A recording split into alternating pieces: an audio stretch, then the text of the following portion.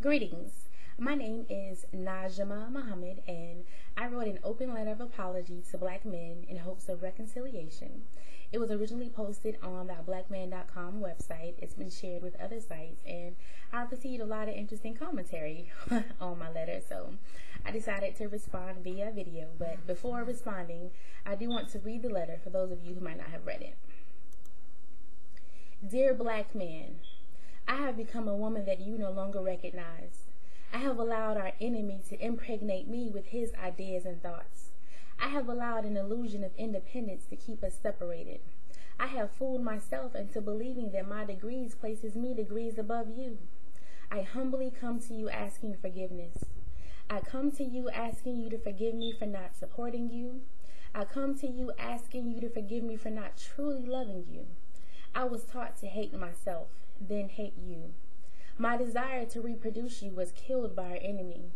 I apologize for teaching my daughters that you will fail them and continuing the cycle of an illusion of independence with them. I apologize for not encouraging you, for not being more patient with you, for not understanding your plight, your trials, and your tribulations. I apologize for thinking that in order to gain strength, I had to weaken you. I apologize for disturbing your peace in order to have peace within myself, or what I thought was peace. My life has been in peril without you. I try to convince myself that I don't need you, but you are a necessity. I can't even continue the cycle of life without you. I apologize for my harsh tone, for using my tongue as a sword, for telling you that you are nothing, when in fact, you are everything. I apologize for mistreating you, disrespecting you, neglecting you, and belittling you. I know that I have aided in breaking you, and I am beneficial in rebuilding you.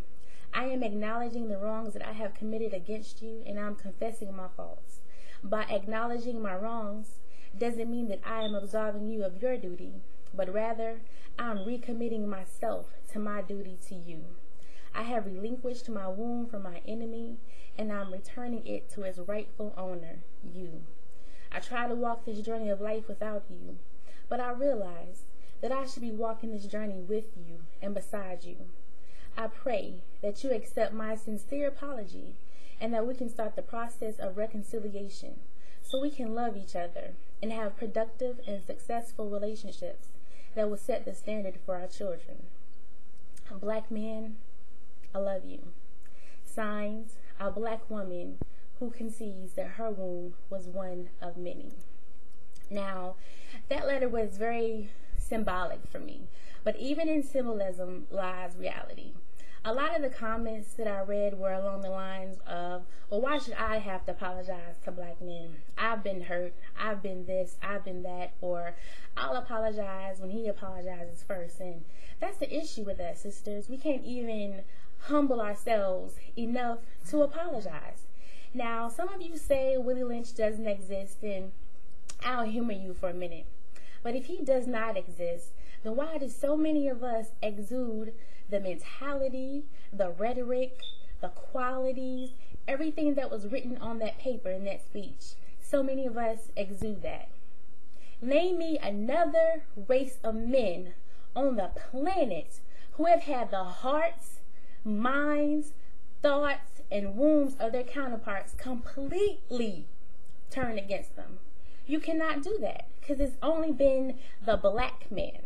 And why were we so essential, sisters? It is because we have dual wombs. We have a physical womb and we have a mental womb. And both were vital in executing the plan of separation designed by slave masters. This is something you can not accept, but I can easily prove. According to the Willie Lynch letter, he talked about the breaking of the female and breaking of the male. He talked about making the black woman independent. Well, there is a Facebook page that says, I'm a strong black woman. I'm an independent black woman who don't need a man. Well, black woman, who taught you that you didn't need that black man? That's not something that just came in your head by yourself. It is the seeds of our slave masters, and it's wombs and generations of wombs that have perfectly executed his plan. And when sisters comment about my point about the degrees, you're not even reading, sisters. You're interpreting my words. I have never said that a sister shouldn't pursue higher education. What I said was, it's an issue when we think our degrees places us degrees above him. And we do. Some of us get a degree and we get an act of superiority, like we are better, like the black man is beneath us. In reality, it has always been easier for black women, young black girls, to get a higher education than it has black men. A study came out today, and I want to read some statistics from that. It says, in 2009, a national average of 51% of black male 8th graders scored below the basic level in reading on the NAEP test. In Detroit, 70% are below the basic level. In Fresno, California, 72% are below basic level. Nationally, 58% of black male 8th graders scored below basic in math. Black males in Detroit performed the worst, with 80% scoring below basic. Los Angeles and Cleveland aren't doing much better. 78% of black males in both cities score below basic. There's the math right there. Our girls are rapidly excelling in school, where our boys can barely make it out of 8th grade math in high school. We don't see the issue with that. We don't see how the black male child has been broken. We don't see how we have aided in breaking him. We have committed treason with our wounds, sisters. We have allowed our slave master to sow his seeds of dissension, and we have cultivated his seeds through our children, through our wounds, through our mentality, through our mindset, and we think we don't have to apologize for that. Let's think about the condition of the black man right now. This man, black man, is trying to function in a world that is designed to emasculate him, to castrate him, to break him down, and is determined to make sure he is never successful. On top of that, he is trying his hardest to get his woman out of the arms of another man. This other man has fed her, he has clothed her, he has miseducated her, he has told her that you don't need that man. Whatever you need, I can give it to you. Now, why would our enemy do that, sisters? Not because he loves you that much, but because he hates the black man. And he's causing you to hate the black man. We are so arrogant, we are so in denial, we are so wrapped up in our pain and our hurt that we've become blinded to the pain that we've bestowed on the brothers. And for that, we still don't think we owe them an apology. We have betrayed them with our wounds. At the end of the letter, I say, I have relinquished my wound for my enemy. That means I relinquished my mind. I no longer refuse to reproduce him. I no longer want to reproduce his thoughts, his agenda. I'm not going to become his platform. When I open my mouth, you won't hear his rhetoric, because I'm all about black love. That was the symbolism in the letter. And like I said, though I wrote it from a symbolic point of view, this is a very real state. We have sisters walking around that have been Willie lynched and don't even know it, caught in a twisted love affair and don't even know it.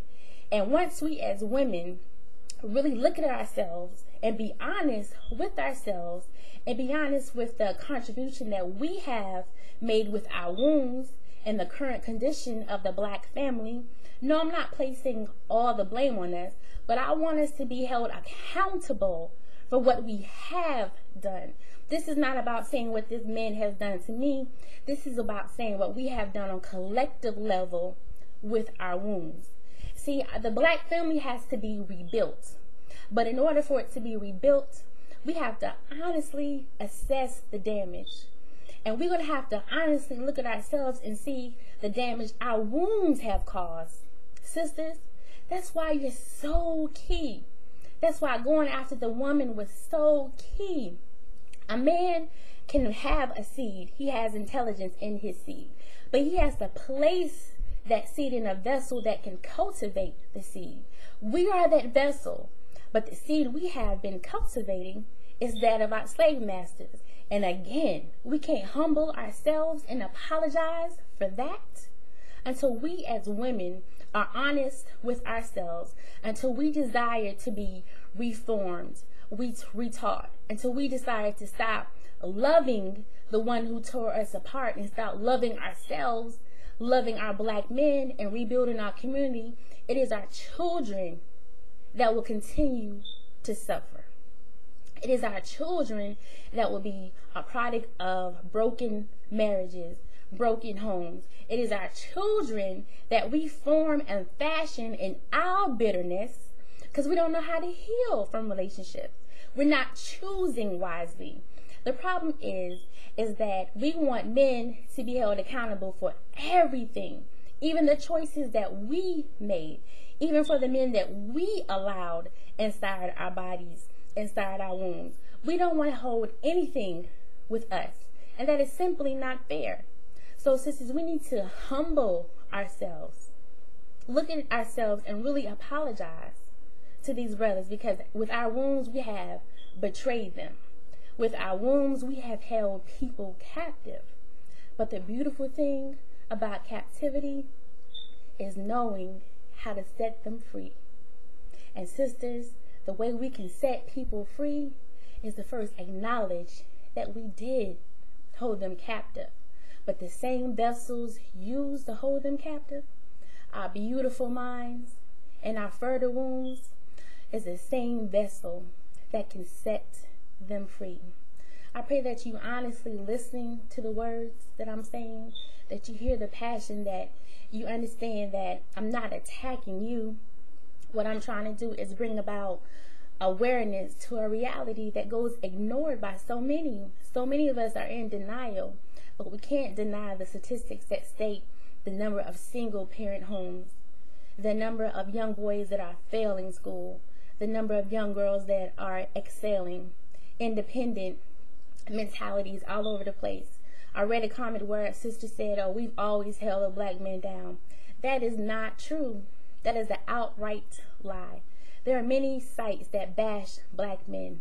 It's profitable to do so. That's why Tyler Perry is so successful, because his whole platform is to bash black men. And we as women can't even understand that he is playing on our emotions and on our pain and gets a profit off of it. We hold so much power, sisters, but our power is misplaced, and we blind ourselves to our power by our hurt, anger, and our bitterness. I'm not saying that our pain isn't valid, but you know what? His pain isn't valid either. So that's something we're going to have to come together in grips with, sisters. Accountability, accountability, accountability. Just like we hurt, he hurts. Just like we want love and respect, so did he. The thing about reciprocity is we have to first be willing to give what it is we desire. And the first step of giving that is to say, I have hurt you. Even though you may have hurt me, I'm going to take this first step and say, I hurt you. I apologize. Let's move forward. Until we as women on a collective level do so, again, it is our children that will continue to suffer. Thank you for listening to me. Peace.